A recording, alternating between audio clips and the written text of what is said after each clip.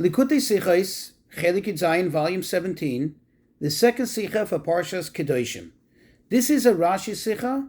However, we're also going to learn a lot and get deeper insight into the mitzvah, the most fundamental mitzvah of all mitzvahs, namely the mitzvah of Ahavas Yisrael, of loving a fellow Jew. So now a Parsha, in chapter 19, verse 18, it says, V'ahavta l'reacha kamoicha. You should love your fellow Jew as yourself.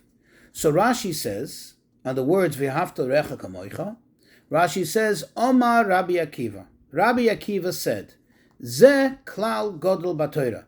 This is a fundamental principle, or literally a great general rule in the Torah. Now, many of the commentaries explain that what is the objective of Rabbi Akiva saying? The purpose of his saying is that he's trying to emphasize, to bring out how important and how great this mitzvah is.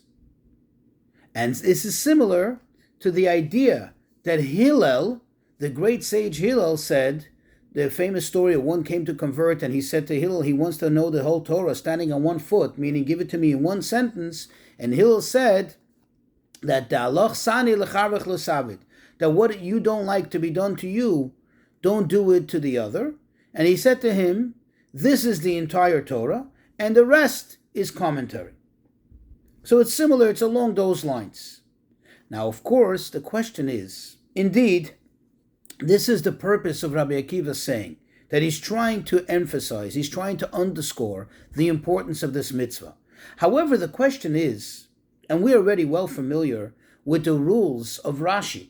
Rashi himself sets himself the rule that he only explains that which needs to be explained, which must be explained, according to pshutoi shel mikra, which means the literal, simple, basic meaning of the verse. Rashi is not a book of ethics. Rashi is not a book of morals. Indeed, he gives us ethics and morals, but that's not his primary objective. His primary objective is to explain the verses so we can flow along. The question is, what was difficult here in the pasuk that requires Rashi to explain, and how does it get explained with him saying that Rabbi Akiva says this is a great general rule? That's number one. Number two, we know that there's a rule that Rashi does not actually quote the name of the author of that saying unless it enhances, it contributes to the understanding, to the benefit of the meaning of what he's trying to explain. How exactly is bringing Rabbi Akiva's name into the mix, how does that help us better understand it? So the Rebbe says that there's an expression that says that the question is a great one, but the answer is very simple. In other words, the fact that the answer is simple doesn't in any way negate the fact that it's not a good question. But there's a very simple answer here, and the answer is as follows. You see, when you read the verse and it says V'ahavta l'reacha kamoicha, again, what does it mean? Literally, you should love your fellow Jew as yourself. Of course, immediately the question comes up, how is it possible to love someone like yourself?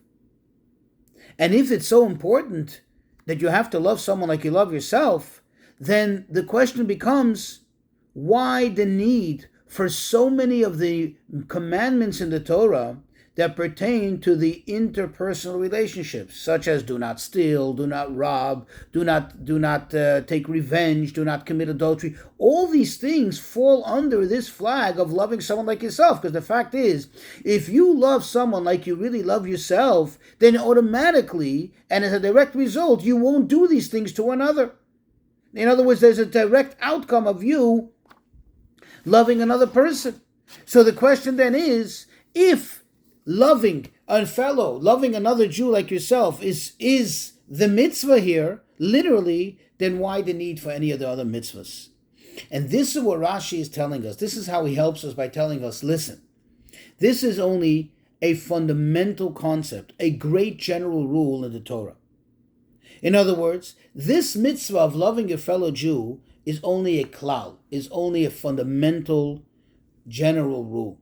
The rest, meaning all those mitzvot of don't steal, don't kill, don't hit your friend, don't hate your friend, don't cause him pain, all those things are all the details of this general rule. Now, even if you ask, wait, typically when you have a fundamental concept, you have a general rule, the details immediately follow. And here we don't find that, because all those things we mentioned, like don't steal, don't kill, don't hurt another, don't be jealous of another, don't commit the act of revenge, and so on, all those things are spread out throughout the entire Torah. So how can we make the argument that these are details, that these are, so to speak, a derivative of this general rule of loving your fellow Jew? Well, the answer is, and this is why Rashi says, Ze klal gadol b'Torah. This is a great general rule, a fundamental rule in the entire Torah. So any place in the Torah is, so to speak, the correct place for the details of this general rule. Any place in the Torah is a continuation of the expression of this general rule, because this is a general fundamental rule in the entire Torah, a concept in the entire Torah. So this is how Rashi answers a question by saying that this is a general fundamental concept in the Torah. However, the question still remains, and this is a very practical question. At the end of the day, loving your fellow Jew as yourself is really something which is an emotional endeavor. This is something which is connected to the, quote, to the heart. This is something, is a feeling in the heart. And we know that it's really something you can't command someone to do. How do you command someone to feel something? I don't feel it. You tell me you have to feel such and such. I don't feel it.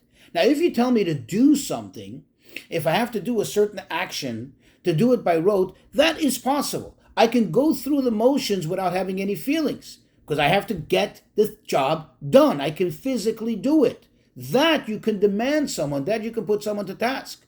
But how is it that the Torah tells us that you should love your fellow Jew? I don't love him. I don't have that feeling. How can I force myself to have that feeling? And moreover, that it should be kamoicha, like me myself. How is that possible? And another question, we know that any matter that's, quote, given over to the heart, meaning any matter that is something internal in the person, so to speak, only God knows what the person's true intent is. We know already from a previous Rashi in verse 14, where it says over there, "V'yareisa melikecha ani Hashem," and you should fear your God, I am God. Says Rashi over there a rule that any mitzvah that pertains, that is, so to speak, limited to one's emotions, one's inner feelings, and no one can know. On the outside, you can't really tell what the person's intentions are. Those mitzvahs, Hashem says, you should fear me, your God, meaning I am the one that's able to discern between what you're doing right and what you're not doing right, what you really mean and what you don't mean. If that's the case, this mitzvah should have also have that quotation. This mitzvah should have said, "V'yareisa melikecha," if it's a mitzvah that pertains to the heart, that is something that is an emotional thing that has to come from within. For these two reasons, these two questions, is why Rashi adds the name of the author of this saying. And it also tells us that it's a rule, it's a general klal, it's a fundamental concept. How does this help? You see, because it's a fundamental principle, because it's a general rule, therefore, as we said above, the only way to really implement it is through the details. Now, all those details are actions. Each one has a very defined way of observance. Don't do this or do this. They're actions which you should or should not do. And even by many of them, it actually does say this quotation of V'yareisa melikecha ani Hashem, you should fear your God, I am God. Thus, Rashi answers that question. And by mentioning the name of the author, Rashi answers a few further answers all the details and helps us better understand it. You see, in the Talmud we find there's a debate, and the debate pertaining to, let's say, if two people are traveling, they're going through the desert, and they only have one guy has only one little jug of water, and it only can suffice for one person. If both of them drink, they're both going to perish. If he drinks alone, then at least he'll be able to survive. He'll be able to quench his thirst enough to survive. So the question is, what is he obligated to do according to the Torah? Rabbi Akiva is of the opinion that chayecha koidmin, your life comes first, or your life takes precedent. In other words, in a situation like that, your survival takes priority over the other. And according to this, it comes out that when it says "V'ahavta l'reacha kamecha," you should love your friend like yourself, it doesn't mean as yourself, but like yourself, with the prefix of chaf, the Hebrew prefix which means like, similar to yourself, but not exactly like you love yourself. And then this helps understand, because it's not really possible for one to truly love another exactly like they love themselves. And like we said, emotionally, I cannot fully and absolutely love another like I love myself, or maybe I don't love the other person at all. But to go through the actions, in other words, in all those scenarios where, quote, my life is not at play, my life doesn't need to take priority. In other words, those are things like don't kill, don't steal, don't hurt someone, don't cause someone else pain, don't be jealous of someone. All those things will not in any way encroach on my survival. And therefore, that's where it comes clearer and we can better understand when we say it's a general rule, but it's Rabbi Akiva who said it. The question is, still, how could it be kamoicha? How could it be like yourself? Still, as much as you can try to love someone and go through all those motions, all those actions, which will eventually bring a person to be more sensitive and more compassionate to another Jew, but still, how can the Torah command us to, quote, love another like yourself, even similar to yourself?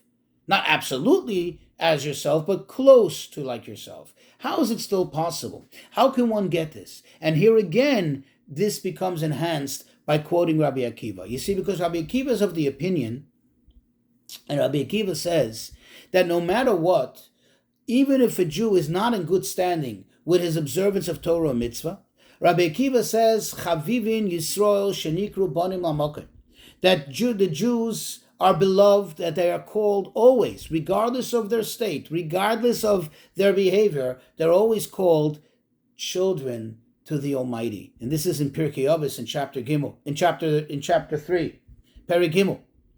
And if so, it comes out, according to this, if we're all children of Hashem, then we're all brothers, we're all siblings. And for that, what one needs to do is just think about it, is just meditate on it, contemplate this idea, and one eventually will come to loving another Jew just like one would love a sibling in a typical scenario.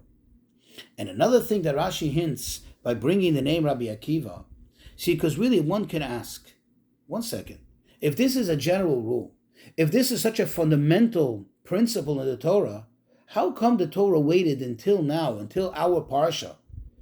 We're about 2.5 books into the Torah. Why did it wait till now to tell it to us, to share this with us, if it's so fundamental, if it's so principled?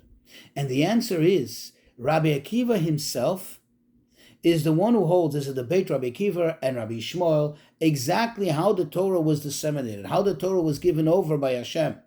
Rabbi Akiva maintains that both klalus upratus, both the general statements and the details, were all given over at Sinai, and for the following 40 years in the Ohel Moed, in the tent of meeting, where God taught Moshe and Moshe taught the Jewish people, merely what took place is it was just Moshe repeating everything in detail. But essentially, according to Rabbi Akiva, everything was already stated. Everything, both the general statements and the details, were all stated at Mount Sinai. Thus it comes out that even though it took time until it evolved, until Moshe taught it to us in our Parsha, but according to Rabbi Akiva, there's no question, is no contradiction in terms by saying this is a general rule, this is a fundamental rule, and yet it hasn't been mentioned until now. Because according to Rabbi Akiva, it's already been said by Mount Sinai. It's just you and I were not privy to that fact that it's been said at Mount Sinai until now that Moshe is disclosing it to us as he is repeating it, as he is telling it over, as he's going through step by step all the details. Now we'll take this, as the Rebbe always would say, Yeino Shel Torah, the wine of the Torah, meaning the deeper esoteric teachings and meaning in this Rashi, how Rashi presents this, and we'll get a better understanding, a little deeper appreciation of the mitzvah of Avos Yisrael. You see, as we already mentioned in the beginning, there are two expressions when it comes to the mitzvah of loving your fellow man. We have Rabbi Akiva's expression, which is that this is klal gadol b'Torah, that Avos Yisrael is a fundamental principle, a general rule in the Torah. But then you have Hillel's saying, which is that this is the entire Torah, and the rest is merely commentary. Okay? And it's interesting that Rashi only quotes Rabbi Akiva, and it would make sense that he does so. Why didn't he quote Hillel? You see, because according to the Pshuto Shemikra, according to the basic, simple understanding of the verses, this isn't the entire Torah. This is only merely a part of the Torah, because we know that in mitzvot, there are basically two general categories. There is the mitzvot ben adam lamakom, between man and his creator, and then there are mitzvot between ben adam lachavero, between one and another, interpersonal mitzvot. Thus, according to Pshuto Shemikra, according to the basic understanding of the verses, it's obvious why Rashi only quotes Rabbi Akiva. But getting back to it, we have now two expressions, two varying expressions as to the essence of the mitzvah of Ahavas Yisrael, of loving a fellow Jew. The question is, following the rule that the Talmud itself says that whenever there's a debate, according to a debate in a Torah matter, and two sages seem to be of varying opinion, yet the Talmud says, Elu ve'elu divrei Elokim chayim. These and these, meaning both opinions are the quote, the words of the living God, meaning they're both true. And the question is, if they're both true, once you have Rabbi Hillel's statement, which says that this is the entirety of the Torah, well, how exactly is there any enhancement in status by saying that this is a general rule? In other words, knowing that if Hillel's statement is true, which it is, because we say both are true, both are the quote, the words of the living God, then what exactly does this add? What does this bring to the table, the fact that it's a general rule? So the Rebbe says, in order to understand this, we'll take a look at a saying in the first chapter of Pirkei Avot. Happens to be a saying by Hillel, where Hillel says over there that one should be like as a follower, disciple of Aaron, who loved everyone, pursued peace. Ohev es habrios, he loved even, quote, the creatures, meaning even those who didn't have any other virtue other than the fact that they're created by Hashem, that they're called Jews. But other than that, in terms of observance, in terms of practice of Torah and mitzvot, they are zero, they are null, they have no virtue. And yet, you have to love them, he says, umekorvan la Torah, and you have to bring them close to the Torah. You have to try to bring them closer to the observance of Torah and mitzvot. So what do we see from this saying? There are two aspects to it. On the one hand, you have to love every Jew, regardless of their standing, regardless of their commitment in terms of observance of Torah and mitzvahs. And the reason for it is because in our source, meaning in the essence of a Jew is greater than the Torah even. A Jew is essentially pure and good beyond any connection to the Torah, even without a connection to the Torah. As it says, Yisrael afal pi shechata Yisraelhu. A Jew, even if he sinned, even if he committed every single sin in the Torah, is still a Jew. A Jew is a Jew. Because the greatness of a Jew, the value of a Jew, the essence of the neshama of a Jew is far beyond even the Torah. That's on one hand. But on the other hand, it comes out that the whole purpose over here is to do what? You should love a Jew and bring him closer to the Torah. So on the one hand, you love the Jew because he's a Jew, but on the other hand, you're trying to bring him closer to the Torah. How do we explain it? The answer is that indeed the sages tell us, quote, Machshavtan shel Yisrael kadma leTorah, that the thought, meaning the idea of the Jews, preceded the Torah, so to speak, in Hashem's mind. But on the other hand, the Zohar tells us that in order for a Jew to truly and properly connect to Hashem, it says, quote, the Jew connects to the Torah and the Torah connects to Hashem, and through that you become connected to Hashem.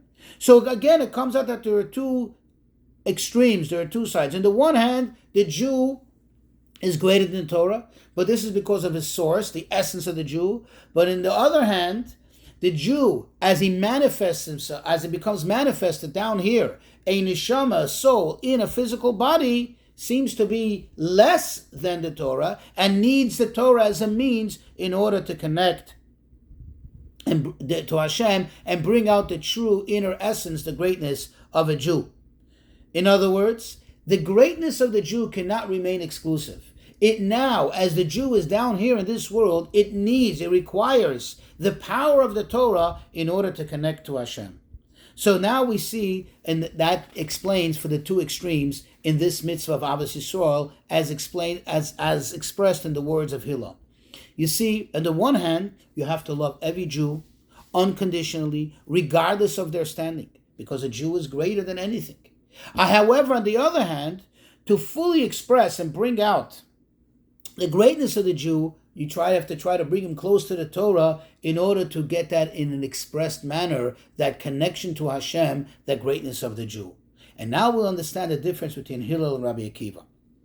You see, Rabbi Akiva is addressing, so to speak, the Jew as the Jew is down here in this world. And therefore he says that this is a klal gadol b'Torah. This is a fundamental principle, a great rule in the Torah. Why? Because as the Jew is down here in this world, the Jew needs the Torah, the Jew requires the Torah in order for the Torah to bring him closer to Hashem, and in Torah to bring him and express him for what he really is, what the greatness of a Jew is. And therefore he says that it's only a general rule in the Torah, because you need now the rules, you need now, so to speak, the boundaries and specifications of the Torah, because the Torah by definition is something which has borders, has, so to speak, a protocol. It has rules and regulations. That is the Torah. And therefore, in order for the Jew to become expressed fully, you need the Torah, so it needs to be a rule in the Torah. However, Hillel, what is Hillel addressing? Hillel is addressing the essence, the source of the neshama of the Jew. He's referring to the so to speak, the Jew as he is above, beyond the Torah, and that's why he says this is the entire Torah. This is all of the Torah, because the truth is that according to this, from this perspective, the Jew is even greater than the Torah.